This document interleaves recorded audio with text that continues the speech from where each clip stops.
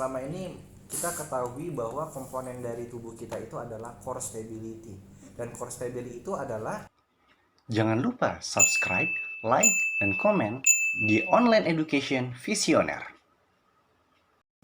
Kita lanjutkan pembahasan OE, Online Education.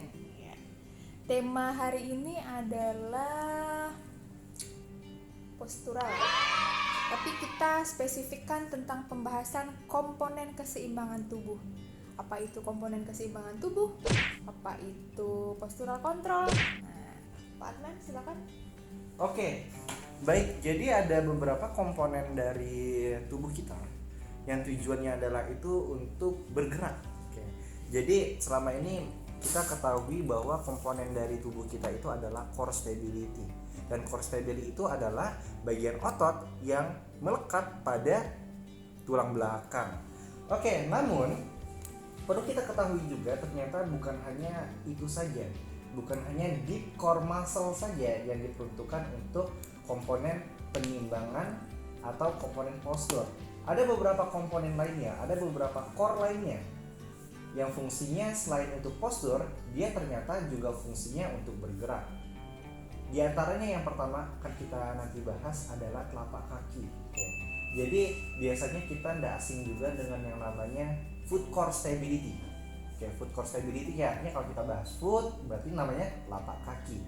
Lalu ada bagian lainnya yaitu pelvis. Oke, coba dipegang pelvisnya teman-teman. Oke, itu pelvis ya. Pelvis Lalu sama ada pelvis dan ya. pinggang apakah beda apa sama? Pelvis dan pinggang sama atau beda ya? Atau beda ya? Atau beda ya? Ya, oke. Kita kan sampai mana? Sampai kau menjelaskan pelvic ya? Oke.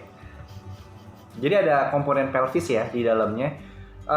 Selanjutnya bagian dari pusat dari gerak kita yaitu ada namanya diafragma. Oh, kok bisa pengaruh ya? Diafragma itu terhadap komponen gerak. Iya, dia berpengaruh terhadap bentuk postur kita juga. Oke, selain itu juga ada scapula atau tulang sayap yang ada di belakang kita. Itu akan mempengaruhi dari komponen gerak kita. Lalu yang terakhir adalah tentu saja tulang belakang. Nah, tulang belakang ini atau yang kita sebut dengan vertebra merupakan komponen penegak atau merupakan komponen yang membentuk postur tubuh kita. Apa kita tegap, kita bungkuk, ataukah miring samping? Nah, itu yang menentukan dari vertebra kita.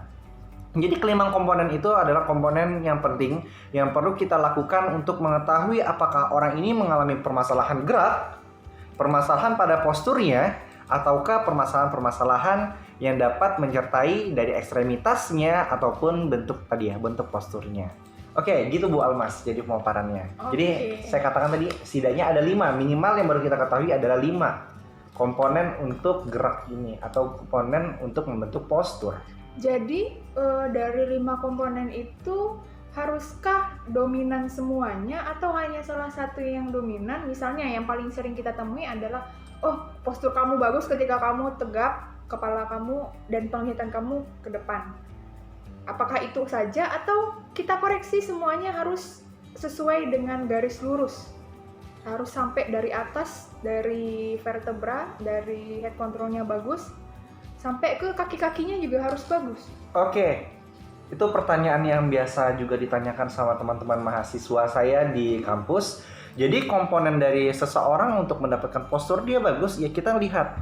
Bahkan lihat dari bagian atas kepala. Bagian atas paling kepala sampai bagian paling bawah dari tubuh kita, yaitu telapak kaki. Semua harus lurus.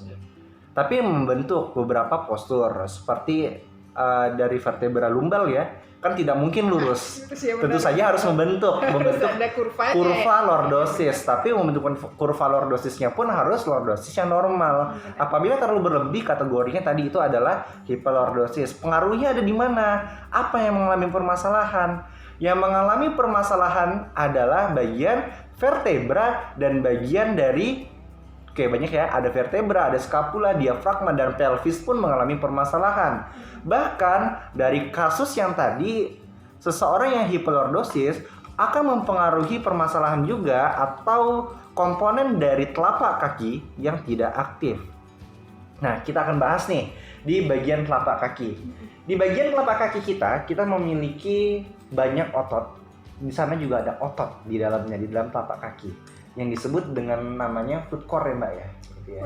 Jadi di dunia fisioterapi gitu ya, di Bobat juga sering dibahas yang namanya foot core stability.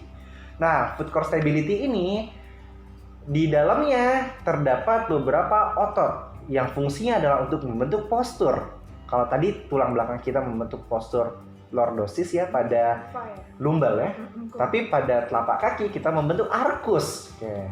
Jadi ada seseorang yang memiliki arkus normal, ada seseorang yang memiliki arkus yang tidak normal. Nah, yang tidak normal itu apa ya Mbak? Kira-kira Mbak? Nah ya itu sebenarnya pertanyaan adalah biasanya nih kita mengatakan secara visual ya, kita melihat telapak kaki nih, oh yang tidak ada cekungannya, yang nggak punya arkus berarti nggak normal.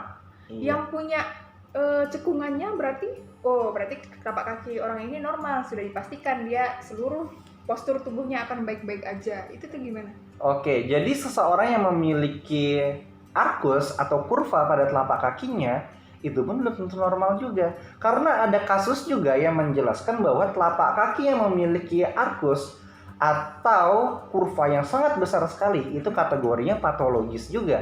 Itulah yang disebut dengan high arcus atau arkusnya terlalu tinggi. Lalu yang kalau terlalu datar, yang datar-datar saja itu disebut dengan flat atau kaki datar. Yang normal bagaimana? Oke, ada standarnya. Ini ada kita tampilkan ya, ini ada standar dari Dennis.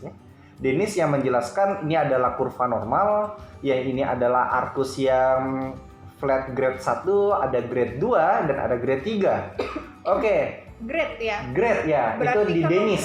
Itu Dennis menjelaskan grade 1, 2, dan 3. Itu bisa kita pakai sebagai acuan dia arkus tidak normal dan normal gitu nggak? Sebenarnya bisa.